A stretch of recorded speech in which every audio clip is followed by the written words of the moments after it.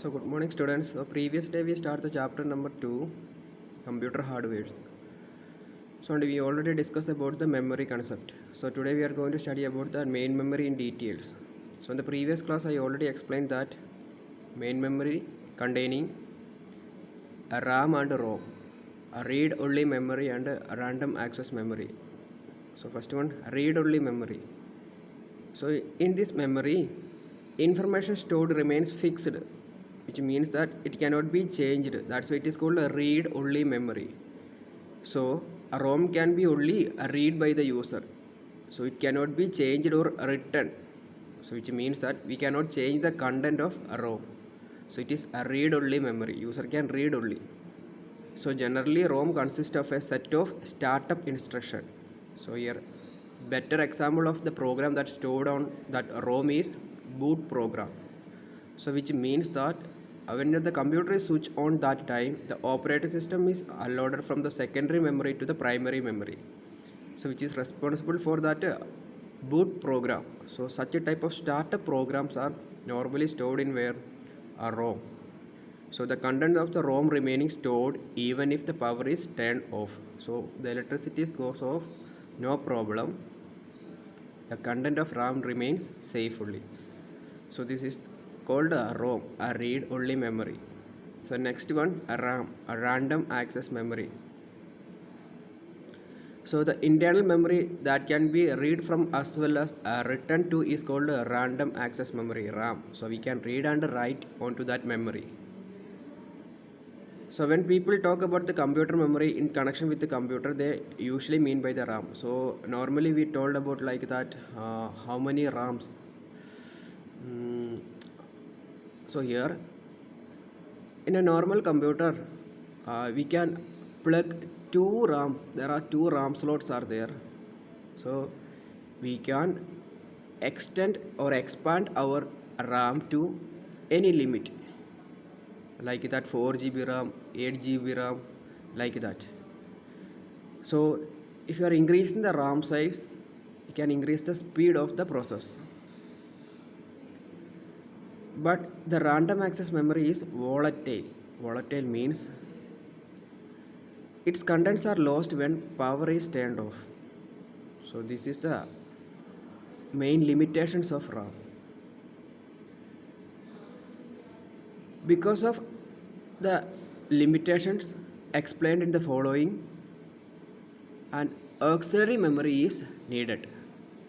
So here the main limitations of RAM is limited storage capacity, volatile in nature, and so these are the main two limitations of RAM. Then here look at that one figure is there. So the figure 2.1, 2.2 shows a RAM and a ROM. So here a ROM is non-volatile, RAM is volatile. A ROM is kind of an IC, like an IC, integrated chip. So but RAM look like that, it is a like a card only.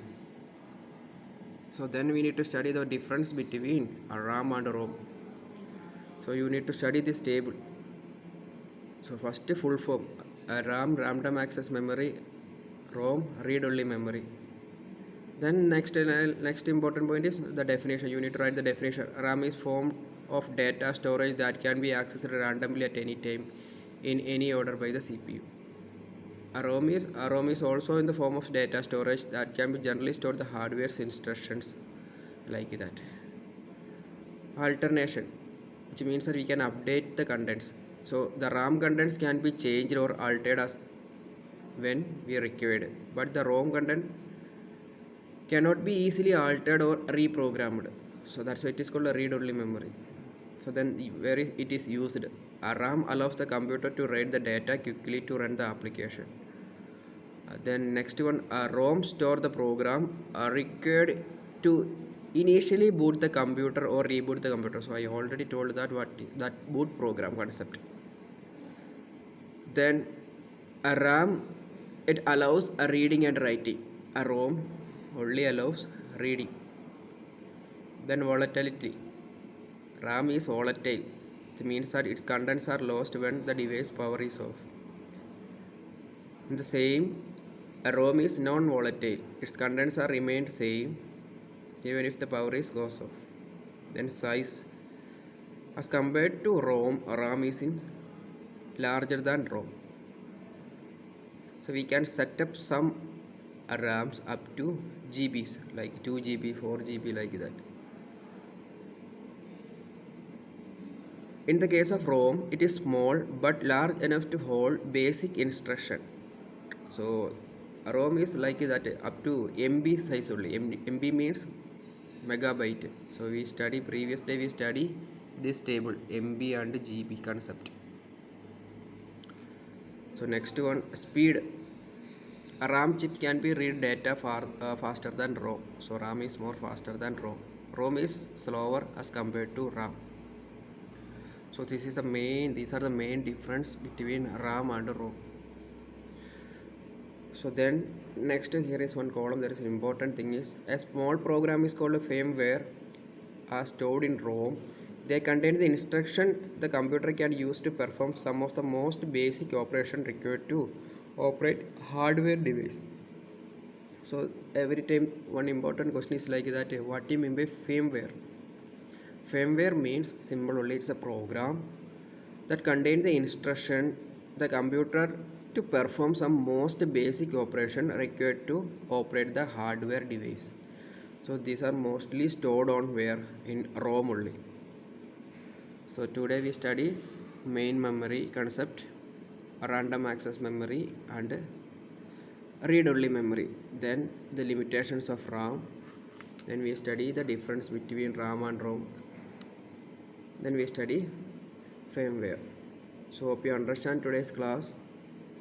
Make the notes and send.